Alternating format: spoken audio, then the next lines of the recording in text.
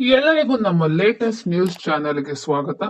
ನಮ್ಮ ಚಾನೆಲ್ ಅನ್ನು ಲೈಕ್ ಮಾಡಿ, ಸಬ್ಸ್ಕ್ರೈಬ್ ಮಾಡಿ ಮತ್ತೆ ಬೆಲ್ ಐಕಾನ್ ಒತ್ತಿ. ಇದರಿಂದ ನಾವು ಡೈಲಿ ಹಾಕೋ ವಿಡಿಯೋಸ್ನ ನೀವು ನೋಡಬಹುದು.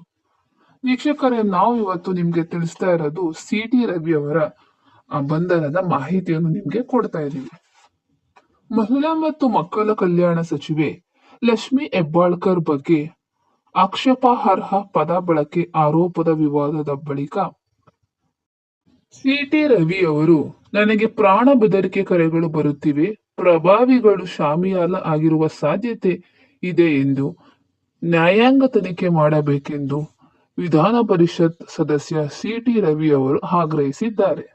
ಶನಿವಾರ ಮಲ್ಲೇಶ್ವರಂ ಬಿಜೆಪಿ ಕಚೇರಿಯಲ್ಲಿ ನಡೆದ ಪತ್ರಿಕಾಗೋಷ್ಠಿಯಲ್ಲಿ ತಮ್ಮನ್ನು ಸಮರ್ಥಿಸಿಕೊಂಡ ಸಿ.ಟಿ. ರವಿ ಅವರು, ನನ್ನ ರಾಜಕೀಯ ಜೀವನದುದ್ದಕ್ಕೂ ನಾನೆಂದೂ ಆತ್ಮಸಾಕ್ಷಿಗೆ ವಿರುದ್ಧವಾಗಿ ನಡೆದುಕೊಂಡಿಲ್ಲ ಎಂದು ಹೇಳಿಕೊಂಡಿದ್ದಾರೆ.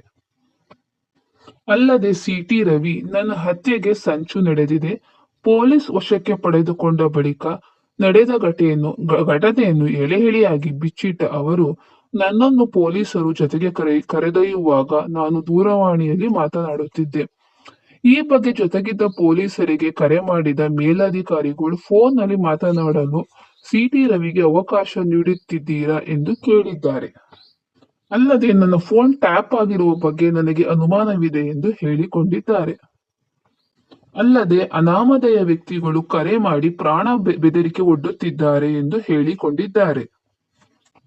ಅಲ್ಲದೆ ಸಿ.ಟಿ. ರವಿಯವರು ನನ್ನನ್ನು ಸುಳ್ಳು ಆರೋಪದಡಿ ಬಂಧಿಸಿದ್ದಾರೆ, ನಾನು ತಪ್ಪು ಮಾಡದಿದ್ದರೆ.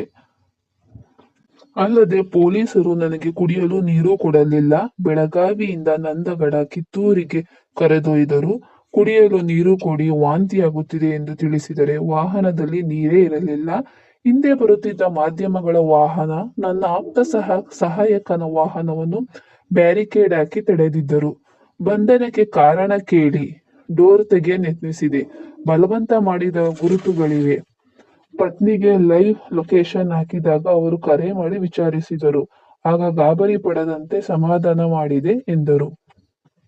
ಅಲ್ಲದೆ ಸಿ.ಟಿ. ರವಿ, ನಾನು ಪ್ರಜಾಪ್ರಭುತ್ವದಲ್ಲಿ ನಂಬಿಕೆ ಇಟ್ಟಿರುವ ವ್ಯಕ್ತಿ, ತಪ್ಪು ಮಾಡಿದರೆ ನನ್ನ ಮೇಲೆ ಸಭಾಪತಿ ಕ್ರಮ ತೆಗೆದುಕೊಳ್ಳಬಹುದು, ಇದರಲ್ಲಿ ಯಾವುದೇ ಅಭ್ಯಂತರವಿಲ್ಲ, ಪರಿಷತ್ನಲ್ಲಿ ಕಾನೂನು ಕ್ರಮ ಜರುಗಿಸಲು ಸಭಾಪತಿಗೆ ಅವಕಾಶವಿದೆ, ನನ್ನ ಧ್ವನಿಯನ್ನು FSLಗೆ ಕಳಿಸಿ ಕೊಡಲಿ, ಅಲ್ಲಿ ಧ್ವನಿ ಮುದ್ರಣ, ಫೋನ್ ದಾಖಲಾತಿ, ಸ್ಟೆನೋ ಎಲ್ಲವೂ ಇರುತ್ತದೆ.